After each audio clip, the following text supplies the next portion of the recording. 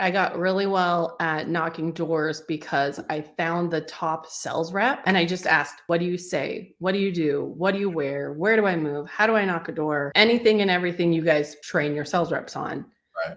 And I became the top girl rep. Well, fast forward, how do I find that same person in real estate? Okay. And then how do I find that person in raising capital? So a lot of other people have deals and I'm just the capital raiser, which I'm using my sales skills, or I just like to utilize the word communicate. I'm really good at communicating the deal to the money.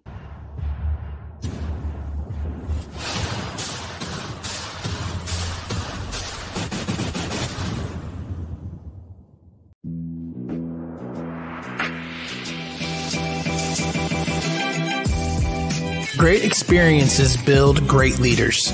Great leaders build great teams. This is Building Great Sales Teams.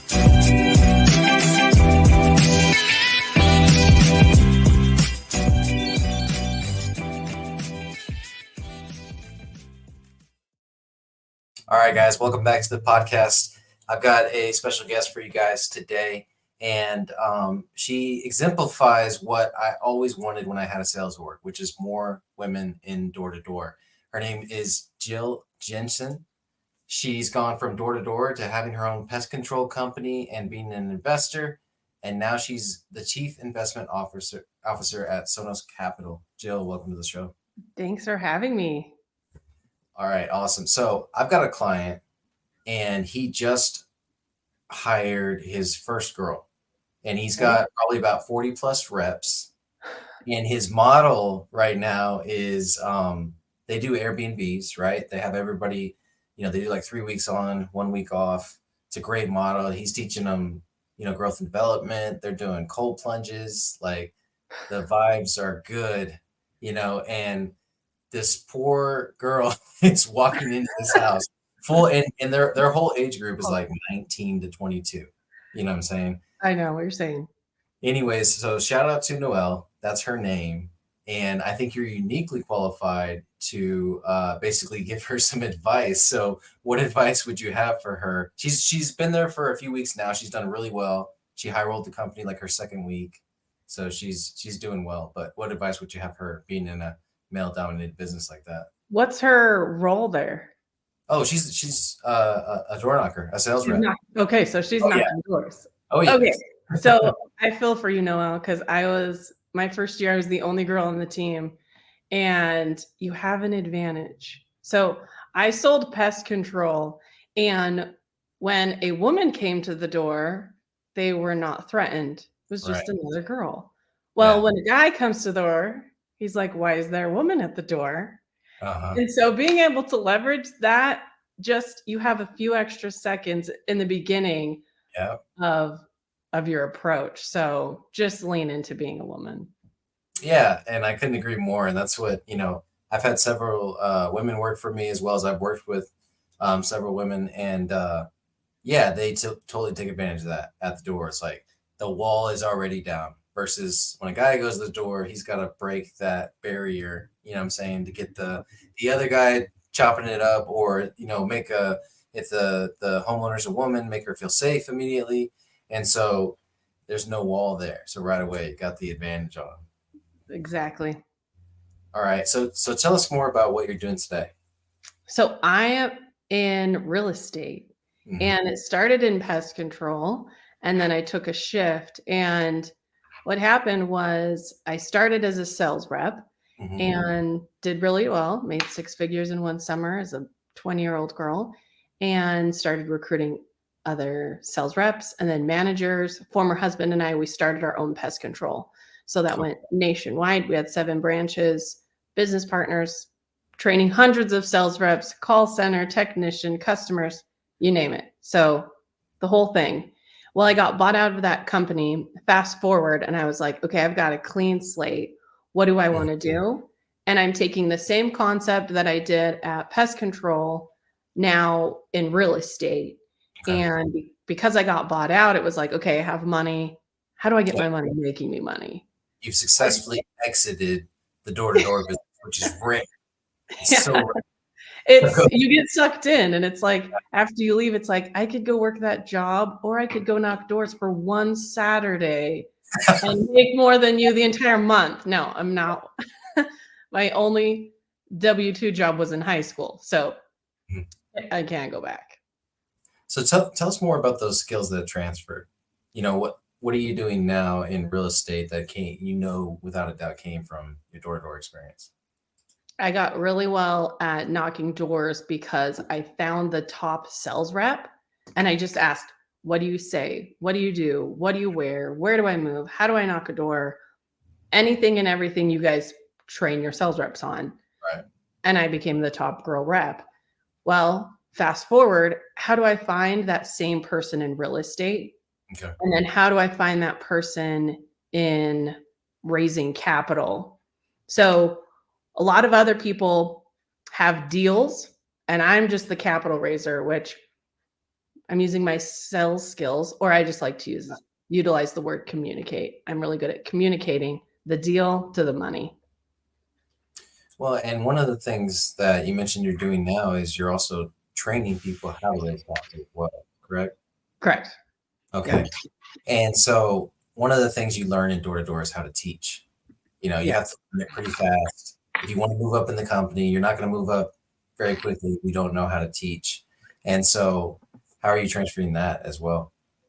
So when you are trying to find someone that has money, you have to be able to sell yourself or your story. So personally, as a sales rep, I have money in the bank. And I had an issue where it's like, my problem was I just need my money making me money. Yeah. Now that I have it, now not only make me money, but how can I save money? Because none of us like taxes. And yesterday was April 15th. Yeah. So this is a great fresh start to the next year. So I had this problem and I just needed my money making me money.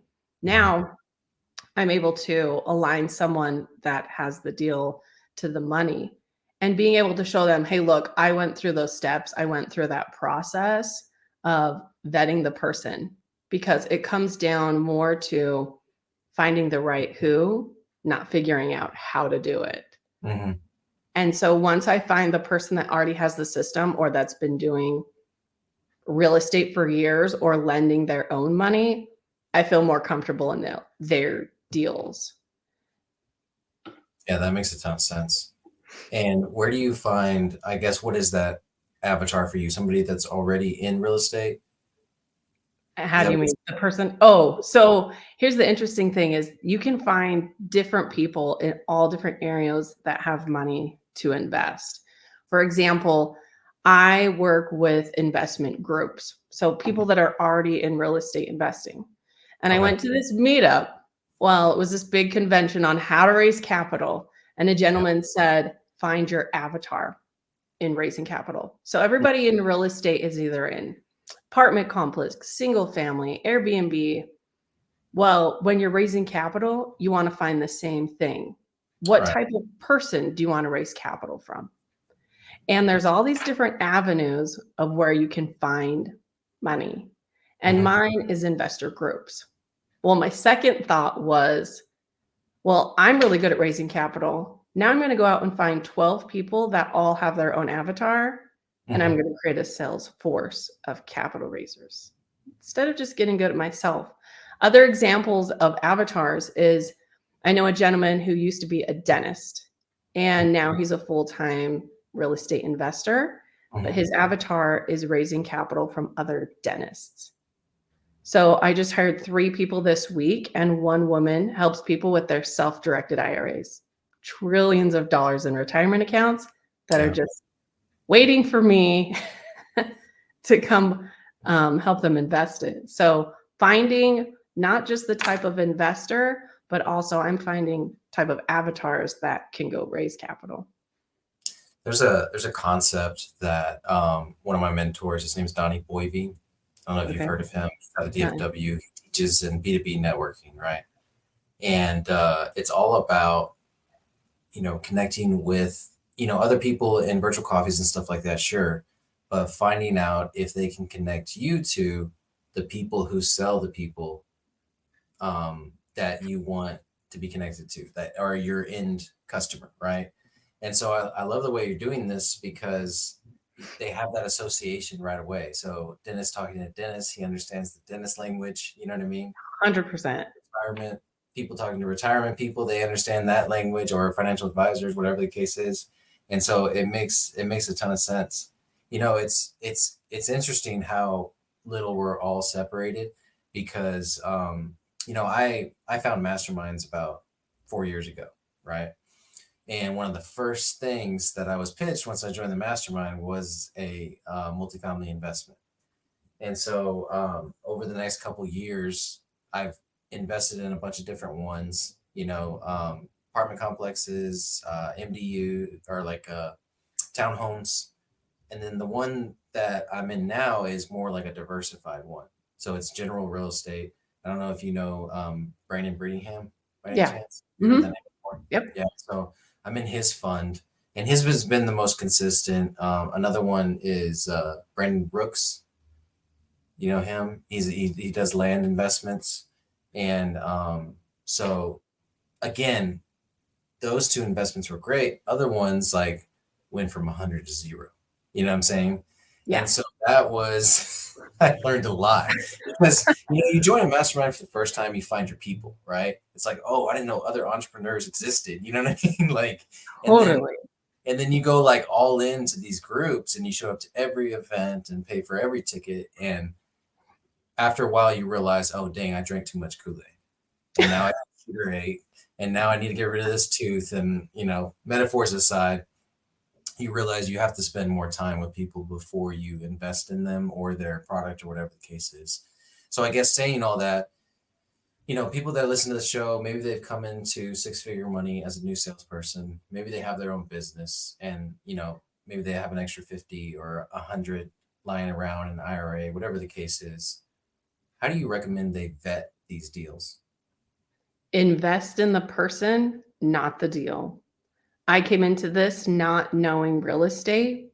Hmm. And instead of learning from, I'm going to be polite, but I'm just going to state facts. Yeah. Instead of investing or lending to a poor person that needs my money, Yeah. I'm like, where are the people I want to become?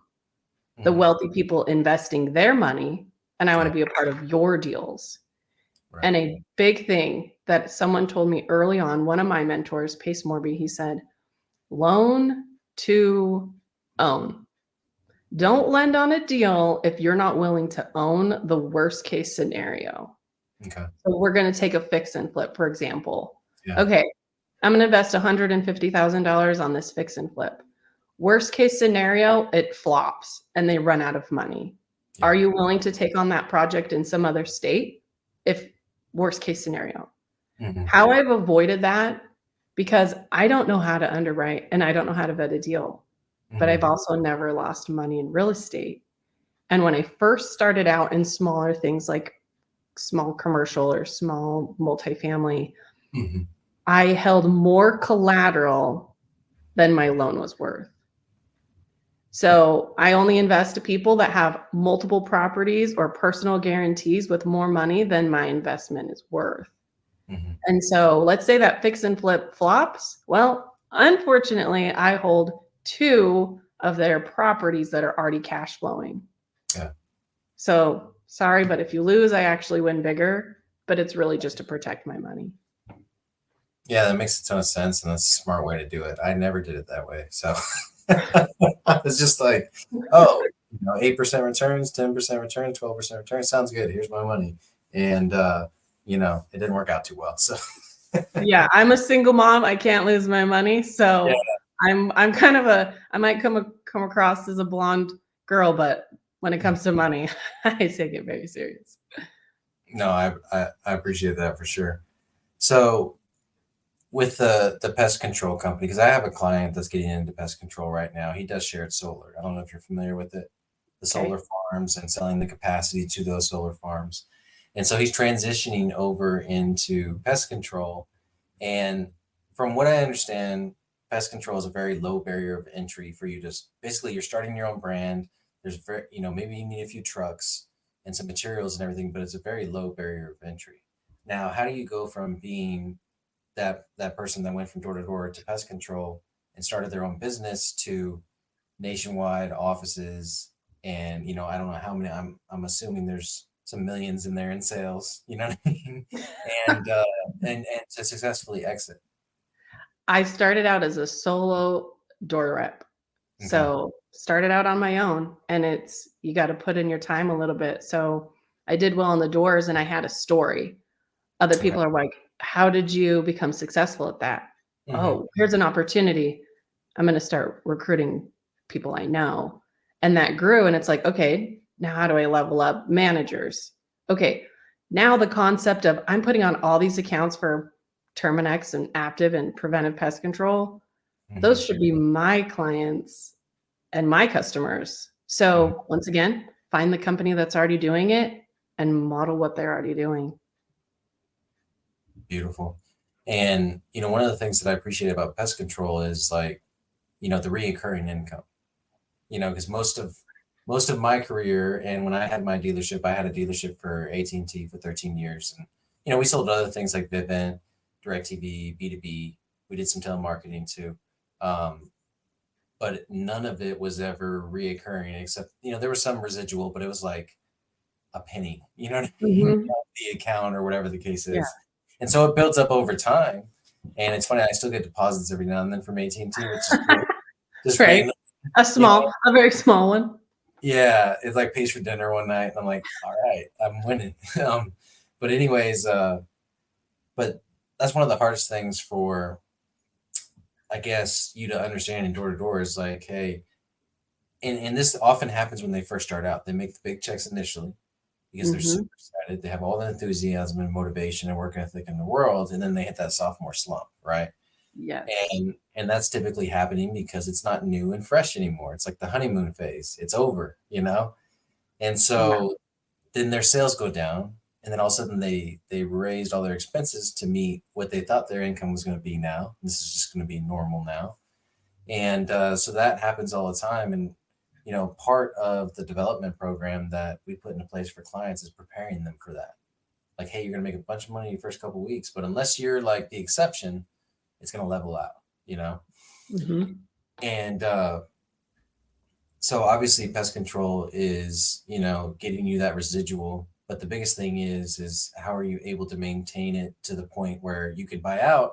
And I would imagine you have to keep churn super low, or you have to be ready for it or have a plan for it. So what was y'all's strategy in that case? Okay, Doug, are you ready for this? Yeah. I drove my high school car for 12 years. My sales reps drove better cars than I did. Hmm. We lived in a townhome when other people were buying houses.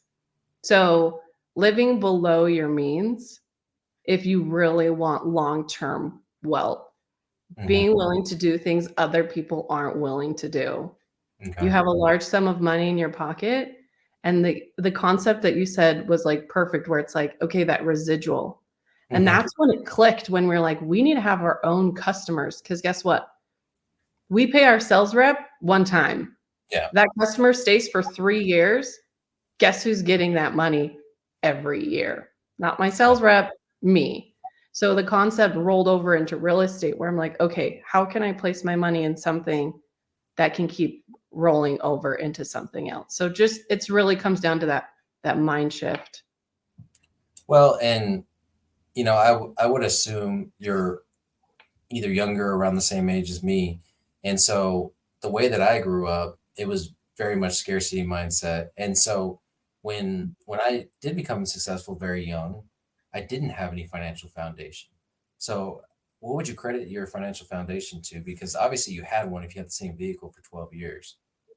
It's Where interesting because I had the same mindset of the scarcity, uh, like, kinda grew up and you make money and you don't spend it, you save oh, it. yeah. And then mine shifted, and it was, "How do I just make more of it?" Hmm. People are like, "Oh, no, prices went up on this or that," and I'm like, "Okay, well, how do we just make more of it?" Yeah. Instead of being scared of it. It's so crazy because we had the same mindset. I used to tell my wife all the time. Um, she'd get worried about bills or whatever, or a big expense would be coming up, and then that's okay. I'll just make more money. Yeah. You know what I mean? Like There's that's plenty out there. pushing. The only problem is the way that I thought about that is I didn't need to save it because I'll just make more. So that long term. And again, You gotta have the balance. yeah, 100%. So I definitely love what you told us about so far, all those skills transferring over to real estate. What are you guys excited about right now? Because I've checked out the website and everything. It looks like y'all primarily deal with mobile home parks. So Yeah. why mobile home parks over traditional real estate or multi apartment complexes? Okay, we're gonna just dive into numbers and apartments versus mobile home parks. Okay. Well, we'll throw in homes too. So Okay. average home costs around $400,000, Mm-hmm. where you can buy a modular home or a mobile home for 50,000. And an apartment, an average 2-bedroom, 1-bathroom house, or I should say apartment, 2-bedroom, 1-bathroom apartment costs around $2,000, Mm-hmm. where a mobile home to rent or lease the land your house is sitting on is only $500.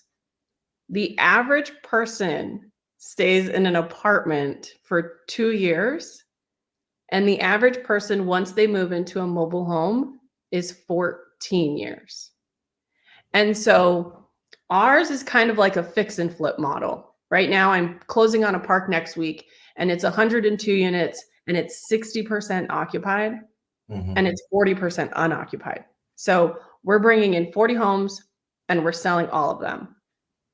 It's currently cash flowing $184,000 a year, and that's after expenses, and that's only 60% occupied, and the rents are below market. Wow. So my goal and what I'm going to do is buy all these homes, and there's a high demand for affordable housing.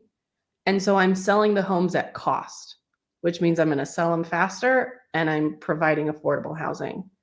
My goal is to collect rent on every pad Mm-hmm. at $550, and there's 102 units. So every single month I'm getting $550 on 102 parking spots.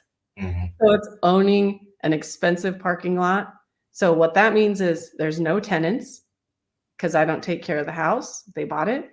There's no toilets. I'm not fixing your toilet or your roof because you own your own house. Low maintenance. I have some landscapers. Sometimes we need to fix a pothole or a hit mailbox.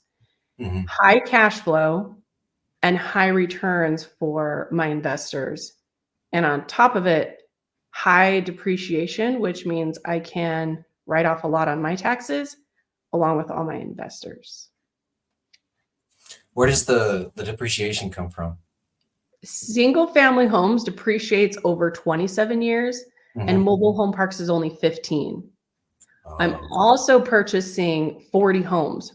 So I'm yeah. buying a lot of real estate, which Mhm. means more depreciation that I can divvy out between my LPs, my limited partners, and also my general partners. So example, someone puts in $100,000 on this deal. Mhm. Over a 5-year span, they will make $239,000 on Okay. top of their 100K. So more than double the amount they put in there. So you have $100,000 today, end of year 5, you'll have $339,000. On top of that, you have more tax depreciation than your investment. So depending upon, I'm no CPA, but it depends upon if you're just an LLC and you're putting 100K in from your business, you can write off around $122,000. Wow. So not only show you how to save money, but make money. Okay. So let me make sure I understand this correctly. So normally when you invest in, let's just say a traditional real estate syndication, they're fixing flips, they're buying rental properties and collecting rents and everything. They're collecting on the house, right? And technically the land too, but at the end of the day, it's the house, right? So what you guys are doing is you're buying the mobile home park and you've got 40 units that are unoccupied, right? So I'm assuming that's what it creates somewhat of a discount is, it's not all real estate value, or I'm sorry, investment value, because those 40 homes are just sitting there with no tenants or potential buyers, right? So you got to market those properties, sell those properties. So the idea is to be at 100%. You don't own any of the actual homes. It's just the land underneath them. And then they're renting for 500. That Mhm. land for that spot is renting for 500 a month. And so Yep. what are they paying? What are the tenants? I mean, what are they paying for in that spot? Is it, I guess utilities, right? And then mail distribution. Is there like a park in some of these, or There's amenities. So we have dog parks, pavilions, Okay. and yeah, we take care of the landscaping and everything around the home, just not the home itself. No, that makes a ton of sense. And Okay. another way to look at the value is, let's take a home, for example, and you buy it for $300,000 and the comps are $500,000. Yeah. That's an awesome deal. Yeah. No brainer. If you buy a park and they're currently paying 300 in rent, but the market value is 500, there's a huge gap and a huge opportunity to increase the Right. amount of equity you can get in a park. So the first mobile home park I purchased, the guy hadn't raised rents in 50 years. Wow. He was charging $60 for someone to have their house sit on kind of like a parking stall. And the lowest comp in the area was $300. So Wow. from $60 to 300 is like exponentially. Yeah, I got it off market. So he didn't even know the value of it. He was 85. He was just like, great, you'll buy this with cash. Yeah. And so our approach is, we upped the rents in the first 30 days to 150. Then we up the rents again at 6 months to 250. Now we're in the process of refinancing. And what that means is I'm going to get all the money I lent. I'm also an equity partner. So I'll forever get mailbox money, even though I have my entire return back. And then when we sell the park, I'll also make money. So I'll get $1,000 check. And let's say we hold it for 10 years. That's 120K. And let's say we sell it in 10 years for 2 million. That's another 200K. So this concept of passive income, I let $106,000 sit in your account for 12 months. And over 10 years, I'll make $340,000. Beautiful. So what are the pitfalls with this? Because every form of real estate investing is going to have some type of pitfalls. So like in my head, immediately, just being always wanting to bridge the gaps. So what about occupancy rates? Do they dive in a situation like that where people are used to paying $60 and then you up it to 150 and then 250 in 6 months? Let's just say they were riding the wave. They knew that you can only get away with $60 rent for so long. And I'll just be honest, they're glad that an investor didn't come in and push them out and put up apartment complexes or a bunch of townhomes. So truly we're still $50 under the rent rate in the area. So, well, mom's still got to put food on the kids' table. So yeah, absolutely. Definitely understand that. Well, that's fantastic. That's awesome. Okay, so last question here. And this is one that I ask every one of my guests, no matter the conversation we have. Okay. What does legacy mean to you, and what legacy do you want to leave behind? That's a really good question. And I'm not sure if you know who Dean Graziosi is. I was sitting, he's Tony Robbins' best friend. Okay. So Gotcha. Everybody knows who Tony Robbins is. Yeah. And so I was sitting with him in a mastermind and he said, "What's your why?" And he asked the gentleman 7 times. He kept asking him, like, why? Yeah, but okay, why? You want passive income, but why? Okay, you want more time? Why? Like, went really deep. And mine comes down to when I die. I just want my 3rd generation to be able to take something I've done in this life and apply it in their own life. So financially, setting up systems that they can benefit from, but not hand down money. I love that, because that's, and I do hear that answer a lot. It's like, hey, I want my kids to never have to worry about money, or my grandkids, or 10 generations deep or whatever. I want to be the one, like Ed Milet always talks about.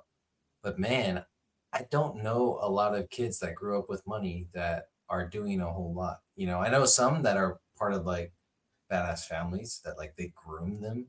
You know what I mean? Yeah. But I see so many entrepreneurs basically go through all the things that we're going through, to make a better life for our kids. And then the one place that they fail, which you just mentioned is the most important to you, which is fantastic, is the transfer of those skills. Yeah. My kids aren't going to be getting money. Yeah. They can learn how to take a loan from a Yeah. bank I create that someone else is managing. And Yeah. if they present themselves or an opportunity, showing them how to invest it themselves, but not going to ruin them by handing them money. So I gotta ask this. How old are your kids first off? 9 and 5. Oh, awesome. Okay. So mine are 10 to 13. I got 3. Okay. And how are you basically starting to impart that wisdom on them? Or, are you doing little breadcrumbs? Are you just hey, work with me and I do kind of thing? Or what are you doing there? Okay. So this could be a whole podcast of what this single mom does in teaching her daughters. So I'll keep it short. Daughter came to me one day and said, "Mom, do you work?" And I was like, "Yes." "Well, I'm a single mom and I'm home all the time, so she doesn't see me leaving." I said, "I'm an investor." And she's like, "Okay." I said, "Let's go to Walmart. Here's $25. You're buying all the lemonade stand stuff. But at the end of the day, you owe me $30 because first you're buying a business and $5 is this thing called interest." She's like, "What if I don't make $30? I said, "You have 2 options. You go to your bank account and you pay me back, or you have another lemonade stand tomorrow, but you owe me another $5. That's called a late fee. So you get charged higher interest if you don't pay me back in time." And of course, there's tax advantages of you can pay your kids $12,000 a year. And so don't worry, we send out mailers to different mobile home park owners that aren't necessarily selling. And so her job is to fold the papers and stick them in the envelope. So trust me, there's minor ways that you can implement your kids on teaching them. I couldn't agree more. Mine are finally at that age where they're like asking those curiosity questions. I'm guessing your 9-year-old was the one that asked that. So they started asking those kind of questions. So my daughter, or actually my middle son, is going to be taking on the role of basically my media manager, which he's 12 years old. So he's probably better at CapCut than I am. And I'm teaching him how to film though, on photos and photography and everything, so he can see what I do every day and be a part of that. Summer's coming up, and what I'm finding is the what is it called? Not omission. When you're just around something and you absorb it. Yeah. So him being around it is easier than like trying to explain it to him, because once he sees me on a call for like 30 minutes, he was like, "Oh, you just showed them how to recruit more salespeople, or how to, pay them, or how to incentivize them. And so then he understands versus me saying, "Hey, yeah, son, I build sales programs for my clients." Okay, Totally. what do you do? Totally. I pay my kids to make friends. I go to school. I'm like, "Look, you go to school, you get a new person's phone number. I'll give you $1 every single time. If you interview someone and you ask them 5 questions, I'll pay you $5. If you can get that friend to come over, then we'll go spend that money with them." Like whatever, like you got to learn how to get numbers. You got to learn how to talk to a lot of people. Everywhere we go, they order their own food. We go to the doctor's office. You better believe they're filling out the own iPad. You got to know your address. You got to know, help your kids become as independent as possible as soon as possible. Heck yeah, I love it. Well, Jill, thank you for coming on the podcast. You dropped a ton of value today, and I love your story so much because it's what you want to see in door to door. A lot of times it needs to be a stepping stone, not a lifetime type deal, right? And so it's awesome that you were able to build that into the foundation that you have now. For sure. All right, guys. We'll see you on the next episode. And until then, let's get building.